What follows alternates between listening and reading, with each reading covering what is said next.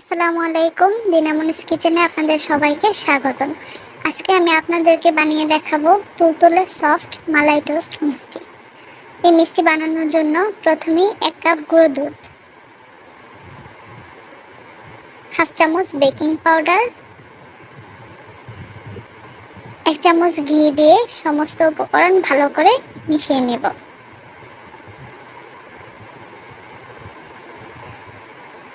মেশানো হয়ে গেলে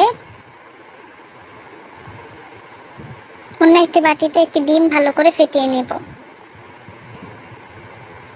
এরপর ডিম আস্তে আস্তে দিব আর ডোটা ভালো করে মিশিয়ে নেব।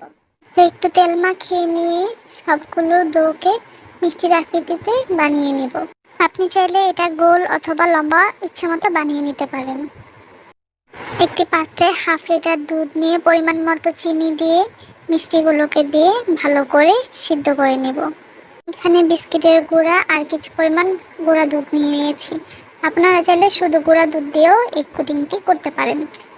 এখন আমি এই উপকরণগুলো ভালোভাবে মিশিয়ে নেব। মিশানো হয়ে গেলে এরকম ঝরঝরা হয়ে যাবে। এরপর মিষ্টিগুলোকে এটার মধ্যে চুবিয়ে ভালো করে কুট করে নেব। ভালো করে কুট করে নেওয়ার পর আলাদা একটি বাটিতে রেখে দেব। এভাবে সবগুলোকে কোটিং করে নেব। এরপরে তৈরি হয়ে যাবে আমাদের পারফেক্ট মালাই টোস্ট মিষ্টি। একদম সফট আর স্পঞ্জি, মুখে দিলে মিলিয়ে যাওয়ার মতো। ভালো লাগলে আপনারাও ট্রাই করে দেখতে পারেন এই মালাই টোস্ট মিষ্টি।